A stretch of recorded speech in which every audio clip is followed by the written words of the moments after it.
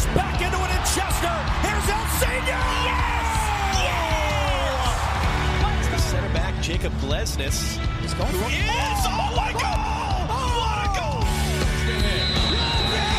And that will do it! One of the best comebacks in recent years. 3 unanswered by the Union. And they go into the Gold Cup break, winning it 3-2. Hello and welcome to the Free Kick Podcast. My name is Todd. And today is finally the day that I've been teasing you guys on social media on the last podcast, that this is an episode you guys would not want to miss out on. This is a podcast that I've been thinking about trying to get set up for the last couple of weeks, and man, I'm so excited that it is finally set up. Well, joining me now is a guy who has had multiple stints in Germany as manager/scout in the first teams and academies with clubs such as Stuttgart, Cologne, Eintracht Frankfurt, SV Sandhausen, RB Leipzig. Prior to joining the Union in February 2021, he was the head of the academy coaching in Kazakhstan Premier League for FC Karat. He is Frank Leicht. Frank, thank you so much for taking time out of your busy schedule. How are you doing today? Hey, I'm very fine. I'm very happy to be on your postcards today. And yeah, let's start. You've had a lot of time in Germany. I mentioned multiple times over the last few months on this podcast because of the work that you've done with Union on set pieces. And I've asked Jim Curtin a couple of times this season about just the Union just continuing to dominate on set pieces. And he's never one to shy about giving you the credit for all the work you've done since you joined the club in 2021. And so I think this is the perfect time for Union fans that aren't quite sure of who you are to give them the chance to learn about Frank Leicht. Like I mentioned, when I was introducing you, you had coaching stints in multiple clubs in Germany with Stuttgart, Frankfurt, and Leipzig being the clubs you were at the longest. During your club in Stuttgart, there were multiple talented kids in the academy when you were there with Bernard Leno, Sami Khedira, Timo Werner, Mario Götze, Sadir Tusky. Those players that were in the academy when you were there, did you see any of these guys going on to have the big careers that they went on to have? Yes, I think we had a really good time in the 10 years I worked for VfB Stuttgart. It was the time Ralf Rangnick was also head coach, and Helmut Groß, he was his mentor, was working for Stuttgart too. And we had a unified playing philosophy in the club, from the youth to the professional team. And I think that was very helpful for player development. And as you can see, at this time, we developed players who were then after sold for, I think, over 100 million euros. Gomez, Sami Khedira, they started their world career. They won the World Cup in 2014. And I wanted just to name two examples. But I think it's possible if you lead the focus on very talented players, you can develop them. Of course, you have to find minutes in the professional team. But I think if you have the idea to develop players, you can develop players and you can sell players very, very expensive to foreign clubs. And this was also one of the reasons why I joined to the Union. That was the project.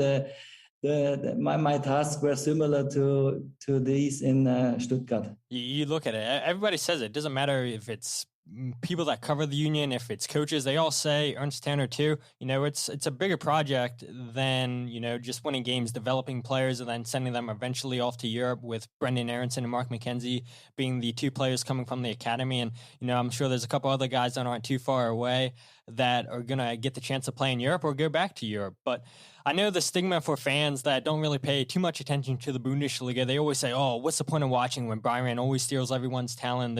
They always win the league. But, that might be true to a little bit of an extent, but you look at all the talent that's coming through. You gave two examples for players at Stuttgart. These German clubs, not just Bayern Munich, but maybe some of your smaller clubs, they've done a great job helping develop these players. And now you look at Frankfurt and Leipzig in the semifinals of the Europa League, and where it's very possible both of these guys will wind up meeting each other in the final. And you had Frankfurt knock off Barcelona in the Europa League. I mean, that's just a huge achievement for a club that doesn't really have the budget Barcelona have. What are your thoughts, though, on people that say that the Bundesliga is just a one-league team? Yeah, I think it's different. I had a really big luck that I worked for clubs who lead the focus on developing players. As you mentioned, Eintracht Frankfurt. I think everybody knows Timothy Chandler. When I was under 19 coach and second coach, I had Timothy for three and a half years. And it was really nice to work with such a guy. He was not a very talented guy, but he was physically very, very strong, and he has a very good mentality. And this is a typical example where you can say mentality beats talent. And we had during this time also a manager in the club who leads the focus. Not to spend a lot of money into new players and to look, where is the next superstar or where is the next national player in our own use? And this was, I had in Stuttgart, in Leipzig, I had in these clubs always the luck that the sports directors, similar to Ernst here in the Philadelphia Union, leads the focus on the talented, and that makes the job so interesting, and that motivates me, and I think all the members of our staff to develop our young players now here. And in the past with Aronson and McKenzie, the two guys shows that it's possible to develop players, send them to Europe. They play a very, very good role now, especially Aronson, and this must be the task for us the next months, hopefully the next years.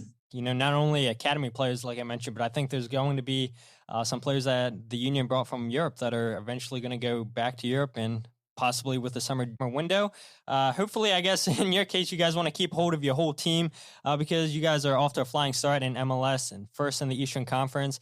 You guys obviously want to win MLS Cup this year. You guys want to win Supporters Shield. You want to win US Open Cup, and you want to keep the core group of your team together. But, when a player wants to go back to Europe, or when a team says we're going to give you X amount of money, it's kind of hard to turn both of those things down. But going back, though, looking at your time at Leipzig's academy over there, I mean, it's just been incredible watching the whole Red Bull system, being able to scout all the players just for Salzburg and Leipzig, seeing how they have such a keen eye for talent. I mean, you look at Sadio Mane, Naby Keita, Ibrahim Konate, Joshua Kimmich, Haaland. I mean, we could talk for hours for all the players that Red Bull has been able to scout over the years. And not only just players, but you look at coaches too. You have Julian Nagelsmann, Ralph Hasenhüttl, and then you have Ralf Rangnick, who became the director of football in 2012 during his time with Leipzig. I mean, he's turned Leipzig into this big powerhouse, and I gave good examples of players that they've been able to scout over the years. But how did your time in Leipzig just help you get to where you are now, managing in your career? I think I had the big advantage. I worked 2 times really close together with Ralf Rangnick in my beginning of career in Stuttgart. He was the head coach. That helps me very much to come into the philosophy. We played a similar kind of soccer during my time in Stuttgart. A ball-oriented pressing, numbers up on the ball, high pressing, really fast counter pressing, and fast and direct forward play. And this was that was the same philosophy in Leipzig. But I want to mention, I think that the whole system Red Bull was interesting. Together with Salzburg and the second team in Salzburg, FC Liefering. It was a perfect situation for every player. We had the German Bundesliga, we had the Austrian Bundesliga. It was a little lower level. We had the FC Liefering. It's kind the level from the third division in Germany, and we had a very good under-19 team in Leipzig when we played always for the German championship. I think that was really good. If one player needs to make the next step, we had in the own system option to help the player to get minutes. As you can see, Joshua Kimmich went from Stuttgart as an under-19 player. He played, I think it's just 6 weeks in the under-19, and then he went to the first team. Lukas Klostermann was similar. He was just 2 months in my under-19 team. Then he was so good. He went to the first team. If we needed an additional step. They went to Salzburg, and from Salzburg to Leipzig, they had a really good system in Liefering. All the guys, they play with 17, 18 years in the men's league. Then they play 30, 40 games in the men's league. Then they joined to the first team. And then they went to Leipzig. I think in the last 6-7 years, 20 players from Salzburg joined to Leipzig. I think the whole system was very interesting, not just Leipzig, but the history from Leipzig was really amazing. When I started in 2012 there, we were in the fourth league, and then we promoted to the third, second, first league Bundesliga, and then to the Champions League. I think it was a really good experience. We built a really top academy in Europe with fantastic infrastructure.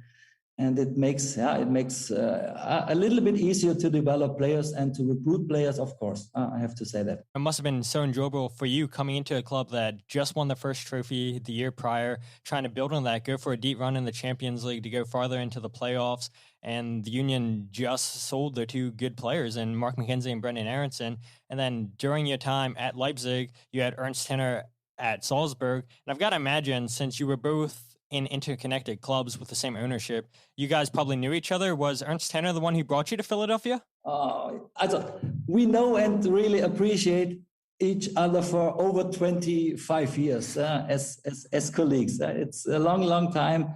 Ernst was academy director at 1860 Munich, and I was the youth coach at VfB Stuttgart at the beginning of my career.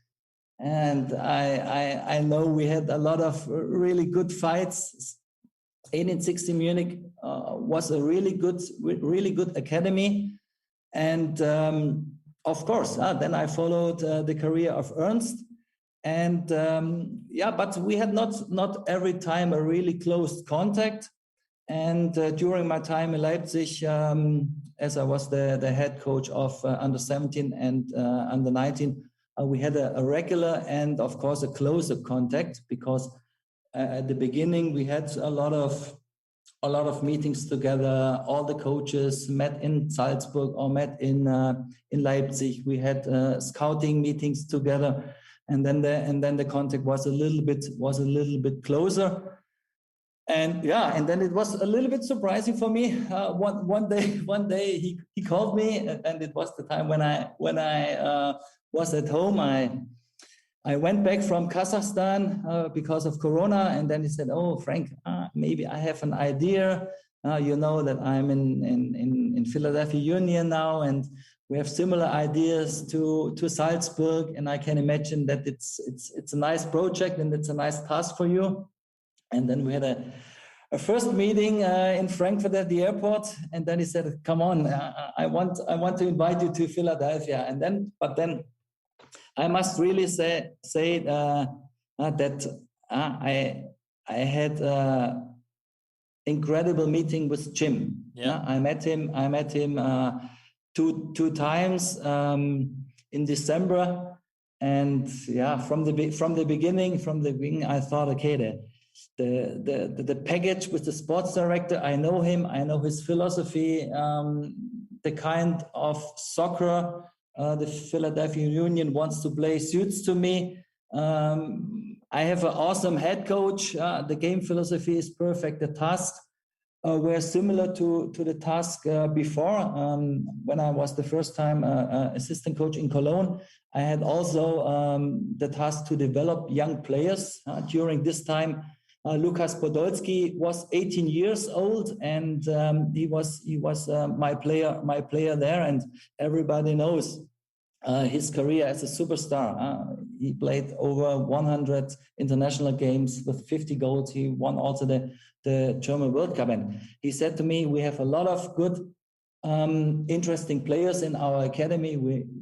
We have one of the best academies in USA. This is your task." And after the meeting with Ernst and with Jim, for me was clear. Okay, let's go to Philly, and let's go to the Union. Yeah, I'm so happy that you're here, and that's great to hear that both Jim and Ernst just since the first day that you met Jim, I mean, a great impression. You talked about having prior relationship with Ernst Tanner, and you're like, yeah, this is the perfect project for me. Did you know anything about MLS prior to the union, or was that just all new to you? No, it was not really new because we had not the similar relationship with Leipzig to Salzburg. But of course, I saw the clips, I saw the summaries of the games from Red Bull New York. I just visited Red Bull New York one time. I follow really just Red Bull New York. But then when it was clear and when I was interested to join to the MLS, of course, I watched all the games. I reviewed all the games from the unions. I made 3 days per day just for the unions. And then I think when I went it was February, when I went to USA, I had a really good overview over the MLS. But the experience now on the line with the team is much more better. And I think now I have a good idea and a good picture from the MLS. There's battles between the Union and the New York Red Bulls. They're always tight, right? Both clubs play a similar style.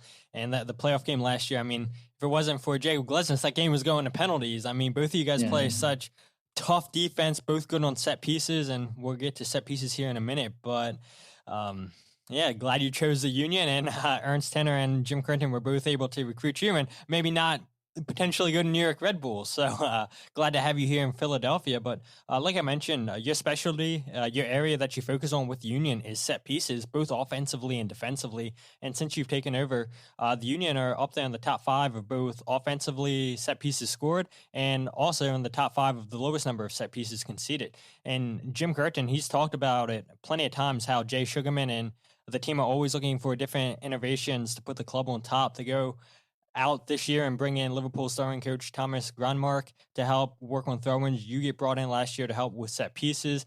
I mean, 15, 20 years ago, teams were hardly thinking of set piece coaches, focusing on, okay, we need to focus on these little details. They're just going out there and playing whoever's the best team, go out there and win and everything. And now it seems like you look at all these teams in the Premier League going out and signing set piece coaches, and teams are finally realizing that set pieces make such a huge difference, both attacking and defensively. How does it make you feel that set pieces are finally getting the recognition that they deserve? Yeah, of course, you are totally right. And I think in the past, all people think only there were 2 phases, with the ball, against the ball. Then the last couple of years, I think a lot of people lead the focus on transitions. I call it the phase 3 and 4, and the last 2 and 3 years, I call it phase 5 and 6 in the game, because it's defending and attacking restarts is a very, very important part of the game. When you consider that 30 to 35% of all goals come from restarts, then I think everybody should know that we should give the restarts more importance. And now many clubs only practice restarts maybe 10 minutes in the last session before the game. And I'm really, really grateful to Jim for giving me the time I want to practice with our guys.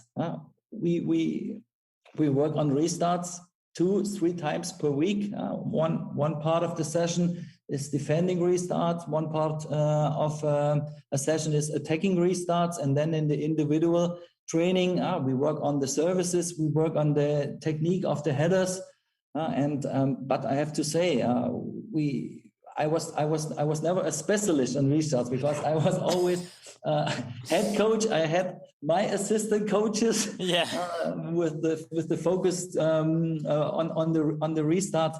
But now it's a really interesting challenge for me too. I read a lot of analysis. I had really nice calls with successful specialists. Maybe you know Mats Budgereit. He worked former for FC Midtjylland, and with FC Midtjylland is over the last 6-8 years one of the most successful teams in Europe on restarts. And this guy is now the restart coach for the German national team, and I asked him. Then I had some more guys in the Bundesliga, and I made a lot of calls and I studied a lot of analysis. But at the end, I tried to find our own way how to play the restarts, how to make a match plan on restarts. But I have really a great support from our analysts, and that makes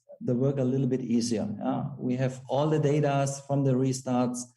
We know exactly about the taker, how many players runs into the box, who is the best header, where the cross is played, and all these things. And you can also see where are the free spaces to attack. But at the end, I need to watch 50, 60 corners, 20, 30 wide free kicks, and I think 50 throw-ins, and then to make my game plan. And I think too that it's very important also to involve our players. We have a really good system. We can show all our players the clips from the restarts. The players have the opportunity to watch the clips, and then I go before the session. I go to the guys and said, "Okay, what do you think? This is my suggestion. These are my ideas. You agree, guys?" And then the guy said, "Okay, I think let's do it." And I think this is important. If the players are convinced about how to play the restarts, it makes more sense to play the restarts like this. And I'm really thankful to the analysts. They make a really good job. It's not a one-man show here. It's really the product and the success of the whole team. And I mentioned before, and even to Jim, he gives me the time really to work with our guys. Yeah, you'd love to hear it, and it's obviously paying off because I like to look at stats from year prior and everything. And like I mentioned, I mean, before we started recording, I was so glad that I was able to get you on the podcast because, like, the Union's numbers have went down conceding set pieces, and they've went up since you joined. And for people that don't really pay close enough attention to the little details, when you guys are defending set pieces, you've switched the Union to more of a hybrid style of a zonal and man marking. When you leave your 4 to 5 best players in the air in different zones, and then you have everybody else man marking. Is the hybrid style a way that you've always coached when you were a manager, or is that something that you thought might benefit the Union? At the beginning, I think you know it. We had the man marking that was a little bit tricky at the beginning. We had a really bad number of first touches. We had great saves from Andre. We had a lot of luck at the beginning of the last season, and then I thought, I am not sure if it's the right systems just to make the man marking, because it's really hard to defend, or it's easier to attack a space when there is no zone player. And then we discussed a lot, but we didn't want to change. And then we were not so successful. And I think it was the 8th or the 9th game day. And then we changed. And from this point on, we were really successful. And we have the players. And then we spoke also with the players and involved the players. For example, Jack Elliott or Jacob, they always played in the zone. And I asked them, how you feel? You feel comfortable to play? Of course, Frank, let's do it. And it was also then a good decision to ask the guys and how they want to defend the restarts. And now you can see we didn't concede one goal in 9 games.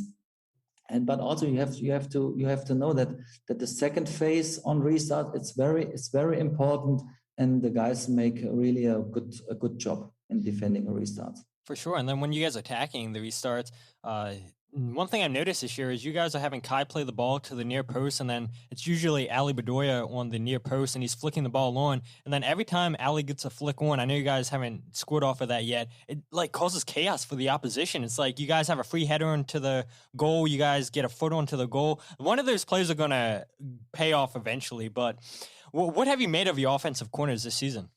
you have to make the defensive restarts for our opponents. You read our our tactic. No, I think it's yeah. You're totally right. It's not even always the first touch and the direct header to the goal. Sometimes it's really important just to run in free spaces, bring the ball with a flick, or just with a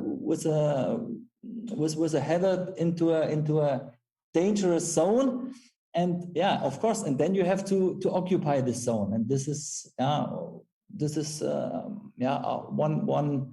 one result of the analysis I got, or I saw a lot of analysis from the top 5 leagues in Europe. When you make a flick, where is a dangerous zone to make a passing goal? And we did a good job, but also you have to know that sometimes it's a little bit luck. We had in Nashville 2 really good second phases on a restart, a shot from 5-6 yards, and one day you make the goal, another day the goalkeeper makes a really good save.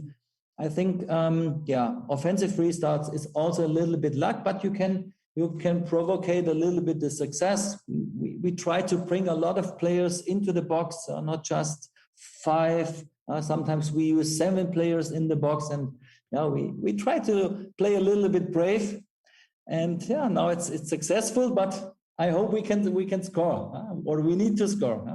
We just have 4 goals this season, but we defend very well, and the success in one season is really defending and attacking restarts. And now we are with +4. I think we are now number 1 in the league, and that's really, really good.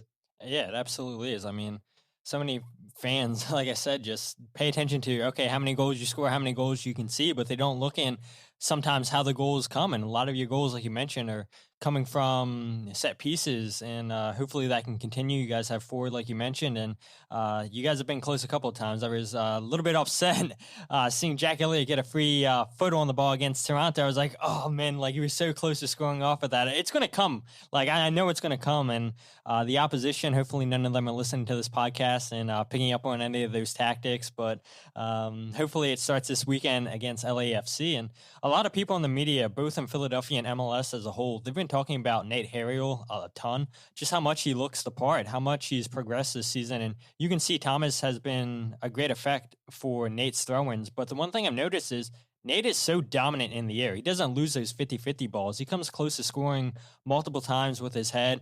He'll probably get on the score sheet a couple times this year with his head because, I mean, just the way that he jumps and gets air. I mean, he's got to be one of your best jumpers at the club. But what have you made of his progression so far this year? Yeah, we know always last year, because he was last year not often a starter, and in the last session before the game he was always in the B team, and he was one of our best headers in every session, and he's a really interesting player. He can jump. His size is not very, very big. And I think he's underrated from the opponents. Everybody leads the focus on Jack. Everybody leads the focus on Jacob, and now on Michael. And when you see there is no man marker on Nathan, and we just have to work on the services. And if we hit the ball into the right space, we could be successful. I hope that nobody from our opponents listen to our podcast, and then they will mark up. But then we have one other guy who is free. Yes, for sure. You guys would definitely pick that out if that happens. But I have a few more for you, Frank. The first one I'll start with is in regards to Nashville. I asked Jim about this after the game and about the awareness of you guys defending set pieces. You guys faced 13 corners, I believe, in that game. You had a ton of long throw-ins into the box. Obviously, you guys give up the penalty from a corner kick, and Jim basically said, when you give up that many corners and throw-ins, bad things are going to happen. What did you personally make of you guys defending these set pieces? Yeah, generally, it's really hard. I think Montreal and Nashville are the two teams with the tallest guys in the league. They have 4 or 5 monsters in the air, and it's very hard to defend such teams. And the first thing is to prevent the corners and the throw-ins. And I think we did not a really good job in the clearances. We had some moments when we can clear the ball better and don't play the ball to over the touchline or to a throw-in. But overall, I think we defended the restarts and the throw-ins very well. It was a little bit unlucky, but I think it was 13 corners, 4 wide free kicks, 10 throw-ins. Every time it could be something special. And one time we had a handball, and it was not a lucky situation, but it was a hand. Of course, I think we have to defend the crosses a little bit better and reduce the numbers of corners and restarts. The last question I ask you is, so I asked people on Twitter this, if they consider a penalty kick a set piece, and majority of the people told me no. Personally, I 100% believe a penalty kick is a set piece, but I think you can help settle this debate. Is a penalty kick a set piece? For me, yes. But then the analyst said, okay, this is a 100% chance to score a goal or a high number, and then you can't compare a PK with a shooting range free kick, and this is the reason why they took out the PKs from restarts. All right, there we go. So Frank Leicht has now settled that debate. Now people can stop arguing about it on social media. But Frank, thank you so much again for taking so much time out of your day. And good luck against LAFC. You guys have the U.S. Open Cup game against Orlando right after that. I mean, this is such a busy May schedule for you guys. And best of luck the rest of the season, and continue to make everybody proud. Perfect. Thank you so much for having me on your podcast. And it was really a pleasure and a lot of fun for me.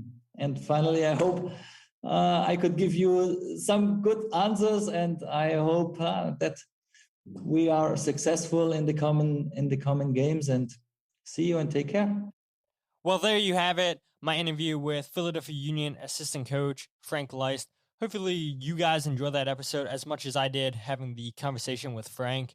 And I want to give a big shout out to Erica Shear, the director and manager for the Philadelphia Union's PR department, for helping me get Frank on the podcast.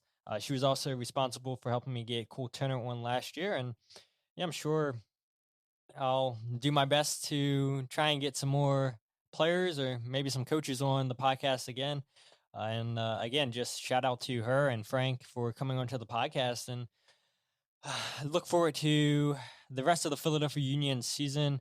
Looking forward to this game Saturday against LAFC. And yeah, like I mentioned, you guys know too, after a couple of days, then they're in Orlando to take on Orlando City in the U.S. Open Cup, and then they're finally home to take on the New York Red Bulls. And we all know it's going to be a busy schedule for the Union here in May.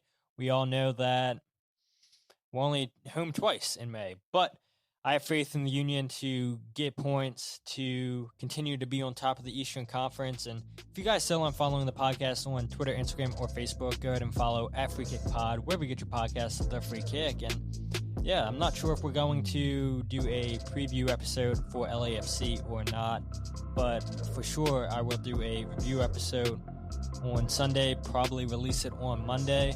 But until then, my name is Todd, and this is The Free Kick Podcast.